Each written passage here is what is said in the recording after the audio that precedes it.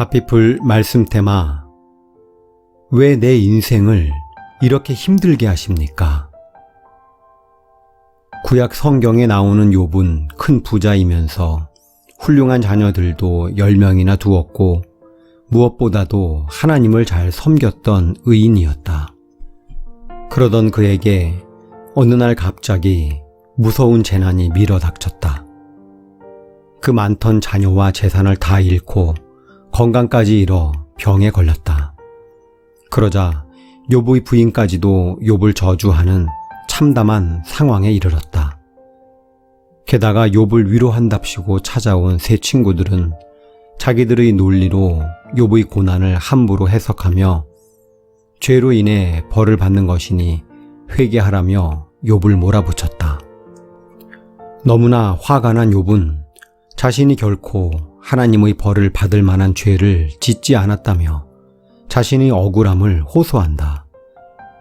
욥은 자신의 순전함을 강조하면서 어째서 하나님이 자신에게 이런 고통을 허락하시는지를 묻는다. 이렇게 욥과 친구들이 언쟁을 벌이고 있는 상황에 하나님께서 폭풍 가운데 임하사 말씀하신다. 무지한 말로 생각을 어둡게 하는 자가 누구냐? 욥기 38장 2절.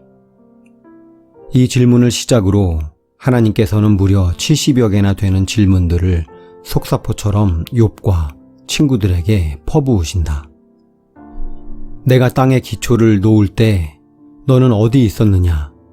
누가 땅의 크기와 규모를 정했는지 너는 아느냐?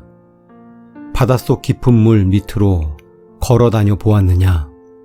흰 눈을 쌓아둔 곳간에 들어간 적이 있느냐? 누가 광야에 비를 내리게 하는지, 이슬방울은 누가 낳았는지 아느냐?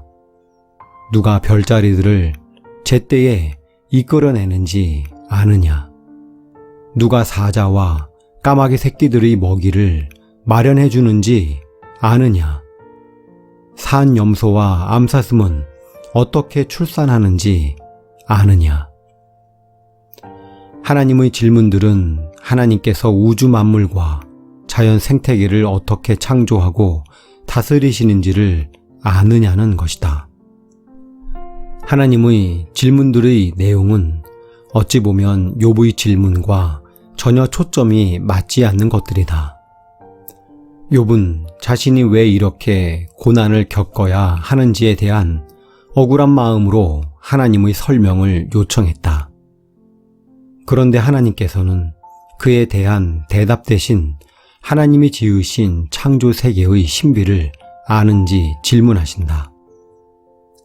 하나님의 질문들은 천문학, 지질학, 동물학의 대가들도 다 대답할 수 없는 엄청난 내용들로 피조물인 인간의 지식과 능력으로는 도저히 대답할 수 없는 것들이다. 이 질문들을 던지신 이유는 간단하다. 인간이 아무리 잘난 척해도 하나님과 인간 사이에는 엄청난 차이가 있다. 욥은 피조물로서 자기가 얼마나 무지하고 반대로 하나님은 얼마나 크신 분인지 알아야만 했다. 욥은 자기 인생의 문제만 가지고 씨름하고 있었지만 하나님께서는 모든 창조 세계의 질서와 수많은 인생들의 인생이 함께 조합되며 거기에 마귀의 세력과의 영적 전쟁까지 포함되는 거대한 그림 아래에서 욥의 인생을 보고 계신다. 퍼즐 한 조각만 들고는 그게 무슨 그림인지 모르지만 모든 퍼즐을 다 붙여놓고 보면 전체 그림이 보인다. 이처럼 자신의 인생만 바라보는 편협한 시각으로는 인생 전체를 제대로 이해하지 못한다.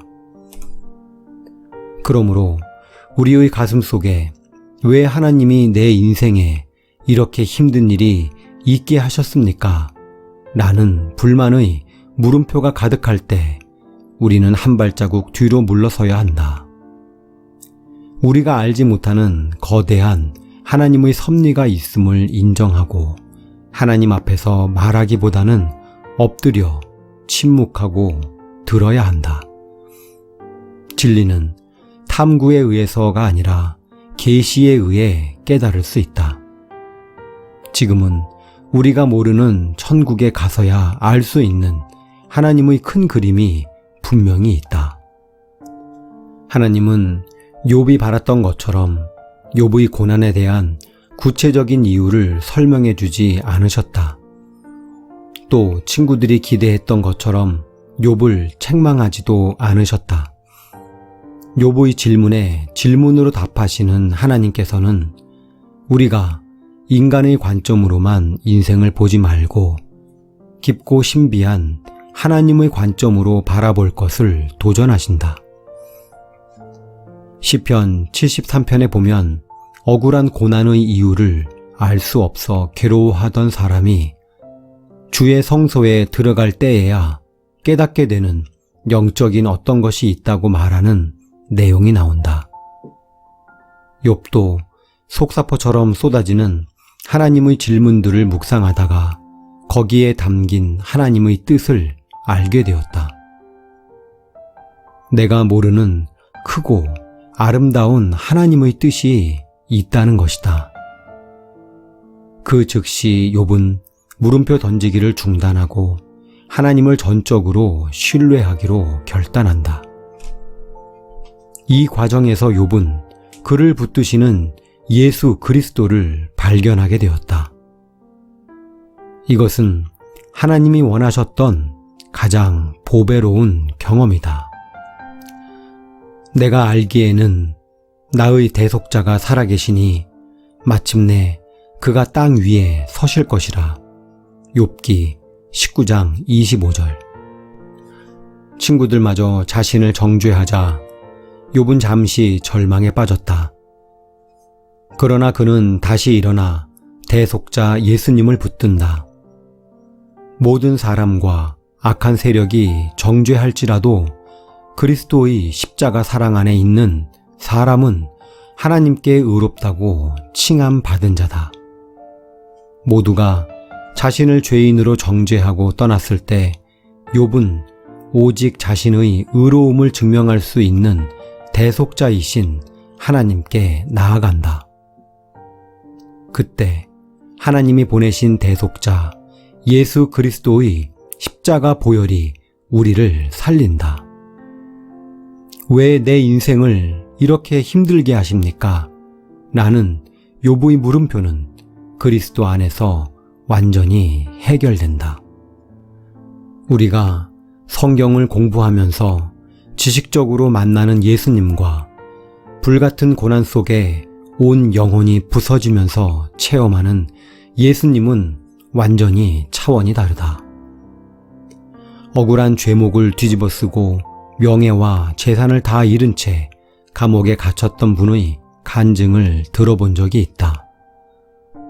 그는 온 세상이 자신을 조롱하는 것 같은 그 외롭고 참담했던 시간에 성경을 읽다가 예수님을 새롭게 만났다고 했다. 어릴 적부터 교회를 다니긴 했지만 예수님을 그저 지식적으로만 알다가 인생이 나락에 떨어져서야 자신을 위해 돌아가신 예수님의 십자가 사랑을 체험하고 통곡하며 울었다고 했다. 예수님을 그렇게 새롭게 만나고 나니까 모든 억울함과 분노와 답답함이 다 녹아내리고 마음의 평안함이 오더라고 했다. 욥이 고난 중에서 체험한 예수님이 바로 그와 같았을 것이다. 어릴 적 넓게만 보였던 학교 운동장이 어른이 되어 다시 가보면 아주 작게 보이듯 우리가 예수님 안에서 성장하고 성숙해지면 영적 아기였을 때 가졌던 많은 물음표들이 차츰 해결된다. 그리고 주님의 나라가 임할 때 모든 의심의 물음표는 찬양의 느낌표로 바뀌게 될 것이다. 한홍의 하나님의 경영 중에서 가피풀 말씀 테마 왜 내 인생을 이렇게 힘들게 하십니까?